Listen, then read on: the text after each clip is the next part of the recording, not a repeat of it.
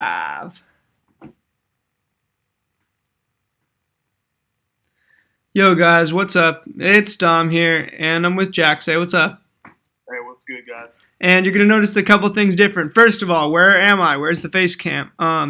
This video was actually supposed to go on Jack's channel, so I took the face cam off, and we were gonna run it on Jack's channel.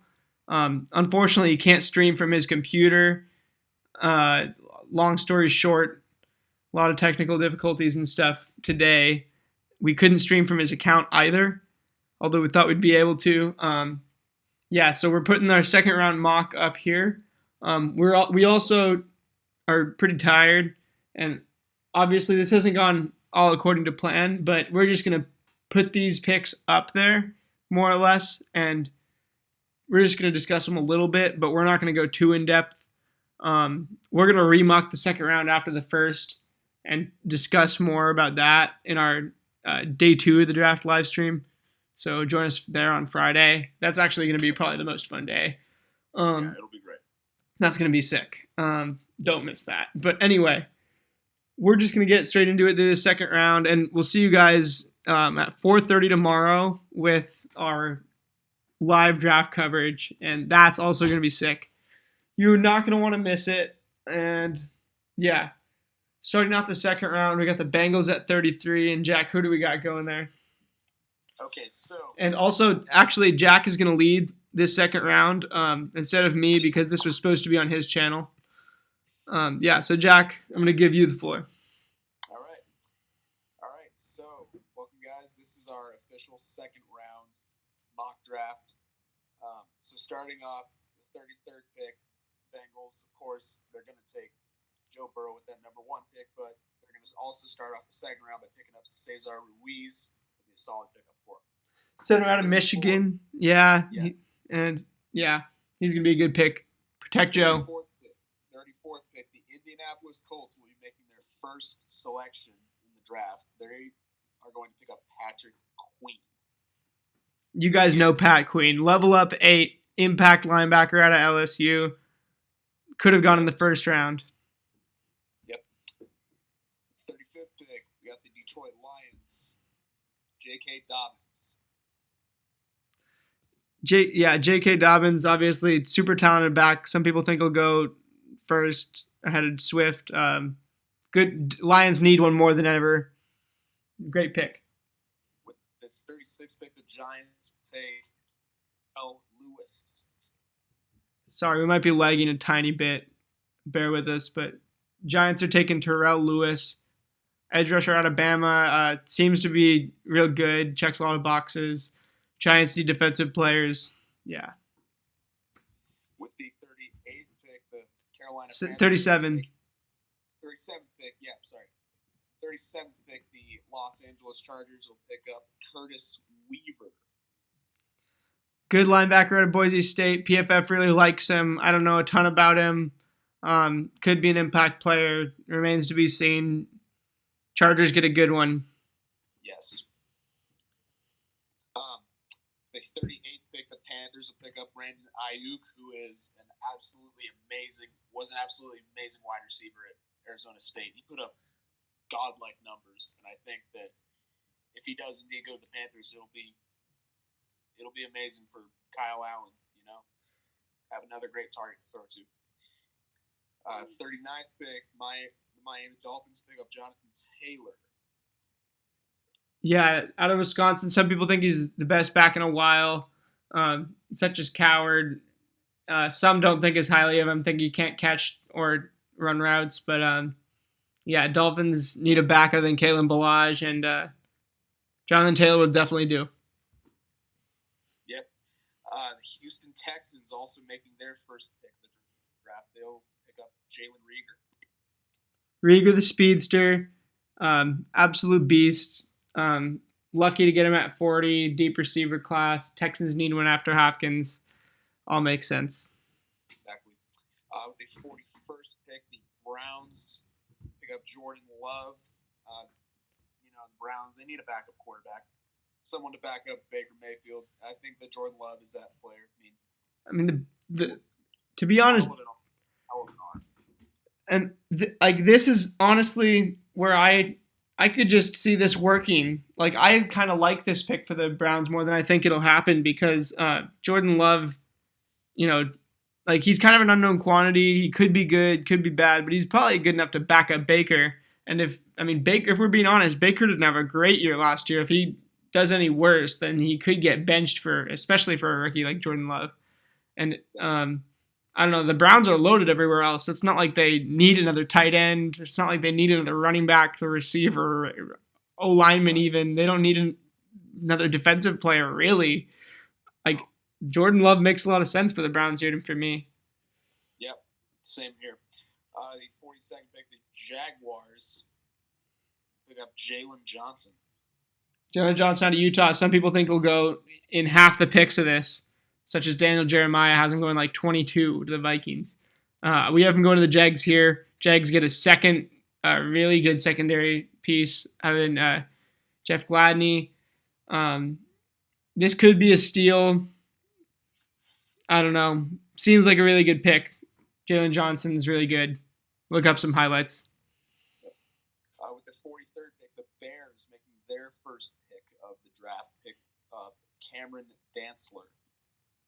Bad combine, lanky guy, but I can tell you he's training with the best with Ryan Clark right now in DB precision.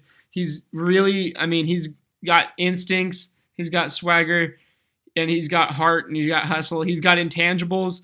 I don't think, he's got the physical traits. He just had a bad combine, like a 4.6 340, but I promise he's better than that. And I think I think that makes sense for the Bears. I think it's a bit of a reach at 43 on some boards, but not on mine.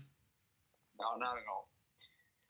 With the 44th pick, the Colts pick up Justin Matabuki.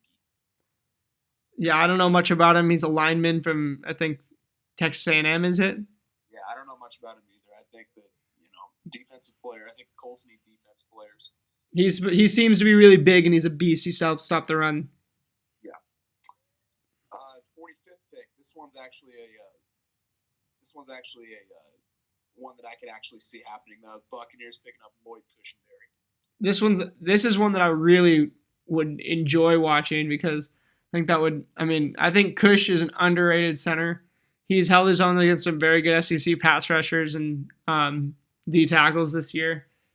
Not really edge rushers, obviously, but as a center, mostly interior guys. But he holds his own. He's big. He's strong. He's kind of a short guy, but I promise he would be, if the Saints somehow managed to get him down there. Where is it? They're not even picking until the third round. There was a video on Top Billin, though. Shout out Top Billin Sports. He had a video about the Saints and how they would be beasting if they took Lloyd Cushenberry, kept him in the state of Louisiana. Go check that video out, actually. Yes. Anyway, Bucks would be just as lucky and could use him just as well, if not more. Yes. Okay, with the 46th pick, the Denver Broncos will pick up Zach Bond. Linebacker out of Wisconsin. We don't know a ton about him, but he seems to be a good, versatile linebacker. And the Broncos, he seems like he could play inside, I think. I know, they have a ton of edge rushers. Chubb and Miller are ferocious as hell. Yeah. All right, the 47th pick, the Falcons will take Julian Okwara. Yeah, Julian Okwara out of Notre Dame. I know mostly I first learned about this guy in Madden. He seems to, but in real life, he seems to be he seems to have some potential, but he seems to be more of a high floor guy, for me, than a high potential guy. I don't know a ton about him other than that. Yeah. All right, the 48th pick, the New York Jets pick up Ross Blacklock. Ross Blacklock is a Houston guy, Houston native. He went to TCU. Yeah. Huge physical specimen. Great bull rusher. He's anything you could want out of a defensive lineman. He's just absolutely an animal down there. Yeah. All right, with the 49th pick, the Steelers making their first pick will pick up Ezra Cleveland. Yeah, I remember you actually telling me about Ezra Cleveland that he was super explosive off the snap and he has some Really quick feet. Yeah, he was very explosive off the snap. And then I remember looking up he has a 4.94 unofficial 40, and then he seems pretty good. Like Yes. seems like he's not too small either. No, not at all. So he's good size. He's great. Yeah. He seemed I remember you liking him when we were watching film. I do like. I remember, yeah. So the Steelers bolstered their O-line, which seems like it's been good forever. Yes. All right, with the 50th pick, the Bears in their second selection of the round will take Antoine Winfield. The safety out of Minnesota, I don't know a ton about him if I'm being honest, but I know he's actually pretty versatile, and he's pretty good. I don't know a ton about him. I've only watched a couple plays or whatever, but it makes sense for the Bears. They need it. They've had a gaping hole in their defense since Adrian Amos left for the Cheeseheads. Yes. All right, Cowboys at 51. They will take Michael Pittman Jr. Okay, Coward said this is the steal of the draft a couple days ago. Did you hear that? I did hear that, yeah. Yeah, and his reasoning makes sense. I've watched the guy play when he's on USC. He's a good player. But when he did come to Pullman, though, he was only I'm pretty sure he was only a special teamer, and he wasn't playing a huge role. But right. Yeah. But Michael Pittman Jr.'s apparently a really advanced, guy. Apparently he was a walk-on, and what was it? Yeah. I forget the story, but there's a crazy story with Michael Pittman Jr. that. Yeah. Listen to Coward. Definitely go look that up. Coward steal of the draft. Yes. Okay. Rams at 52 take Ben Barch. I can totally see this happening. I mean, Andrew Whitworth's not going to be around much longer, and they need a tackle for the future. I think this is a great pickup for them, and this is actually their first pick of the draft too. It is. And I can totally see because Andrew Whitworth is, as I said before, he's not going to be around for much longer, and they're going to need another tackle. The Rams find themselves with a lot of holes, but they couldn't pass up Ben Barch. Exactly. Eagles, yeah. At 53, the Eagles will take Denzel Mims. I really like this pick. Brett Coleman, shout out Brett Coleman, said Denzel Mims is one of his steals of the draft. Said he's a really good receiver. Said he's got some good potential, some good hands. Maybe said he might take a little while, but could be really, really, really good down the line, like a future superstar. Yeah. All right. The fourth pick, the Bills, with their first pick of the draft, will pick up Clyde Edwards-Helaire. Glide 22, that's my boy. Not really, but he's a beast, and you can't help but be a fan of the guy watching him this season. He's 5'11", 207 wrecking, or 5'7", 207 wrecking ball. Great pass catcher, great blocker, really good all around running back. Matches up with Devin Singletary pretty well in that backfield, and I like it. I really like it for the Bills. The Bills are also loaded. They've been loaded on defense for a long time. They're loaded on offense now. Right. I'd be scared of the Bills, especially with the Patriots fucking move. Brady moved out of town.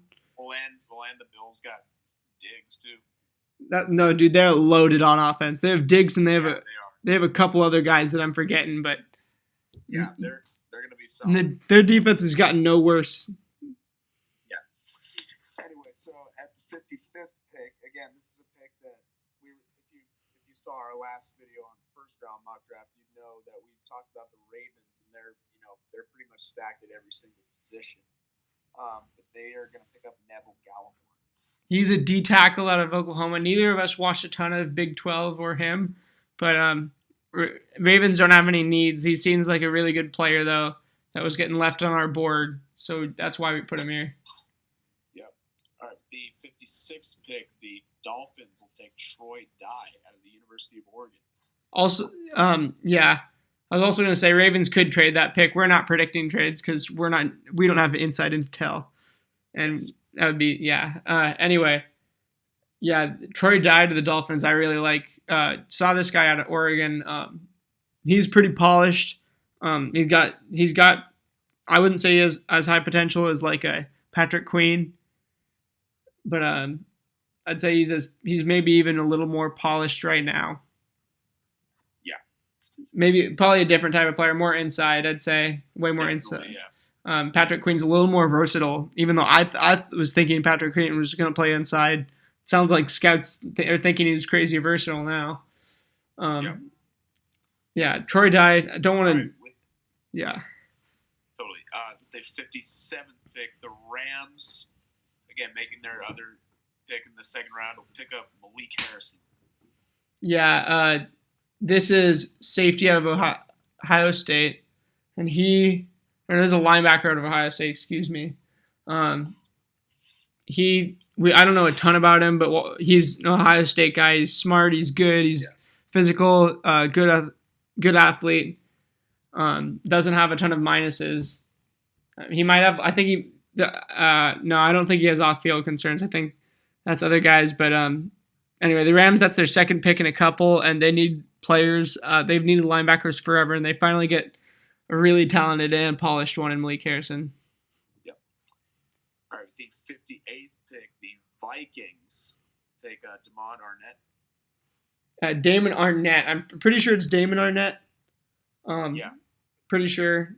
Yeah. I could be wrong, but anyway, the Vikings, that's their third pick of the draft. They had those two edge rushers. We mocked them getting AJ Epineza and Yetur Gross-Matos in the first round. Then we've got him with Damon Arnett here. They reach on the secondary, which they need, especially with Xavier Rhodes gone. And Damon Arnett, I think he's good out of Ohio State. There's been a lot of corners that have gone. I think there's a lot of them that they could actually go with here. And there's a lot on our big board that are close to Damon Arnett, but he's the best one that I had left. Definitely. All right, 59th pick, our hometown Seahawks will take. So he's an edge rusher out of Mizzou, and we don't know as much about the guy. He seems like he's a bit of a project, though. Pretty overpowering physically. Seems like a guy that the Seahawks could mold really well. With their scheme, they're really big on the edge rushers. And I don't know, he seems like a guy the Seahawks can mold really well. I've seen him mocked to the Seahawks. He makes a lot of sense there. Then. Yep. Yeah. The 60th pick, the Ravens will take Jonah Jackson. That's an O tackle out of Ohio State. And he's good. He's probably the best tackle left on the board. The Ravens, again, they've already have taken Xavier McKinney and Neville Gallimore, so they've got two really good defensive players. They go take a tackle for backup. Can't hurt. Don't need anything else. Definitely, yeah. All right, the 61st pick, the Tennessee Titans will pick up Cole Kmet, tight end. Yeah, out of Notre Dame. You actually know more about him. You watched him. I didn't know he was until a couple days ago. Titans need a tight end with Delaney Walker gone, though. They definitely do, yes. And I think that Cole Kmet will be a great pickup for him because they need a tight end, and I think he'll produce well there. Yeah, you watched him this year, so. Yeah. Okay, the 62nd pick, the Green Bay Packers will pick up Calvin Throckmorton. And I understand that you have a friend that actually trained with Calvin Throckmorton. Well, funny enough, I do. At Roosevelt, one of my teammates, Ian Bowie, trained with Calvin Throckmorton. I remember one day I was looking at Instagram and I saw that he had a picture posted. It was after a workout and it was with Throckmorton. And I clicked on Throckmorton and he had a picture with his name on some shoulder pads and an Oregon jersey, and I was like, damn, Bowie's training with a guy who's playing for Oregon. Anyway, Yep. Packers take this guy, and promise I'm not biased. Guy's actually good. Yes. Packers are pretty loaded as well. Could use a guard though. And Definitely, yeah. Throckmorton works. Yeah. All right, the 63rd pick, the world champion Kansas City Chiefs will take Ashton Davis. It's a safety out of Cal. There's a couple other ones. Same with Throckmorton. There's a couple other guards like Natane Moody. But Ashton Davis, there's a couple of the players that you could replace in this pick. We just went with him because I don't know. He was the best one on our board left. Yes. And tomorrow we'll be discussing our big board in depth, and we'll be analyzing better tomorrow. Today we wanted to make these 2 mock drafts and kind of to get them out there because we started with that. But tomorrow we're going to move into more just analysis of the situation of the draft, and we're just going to have fun with it. It's going to be less organized, but it's going to be more fun, I think. All right, and finally, with the 64th pick, again, our hometown Seattle Seahawks, they will take Willie Gay Jr.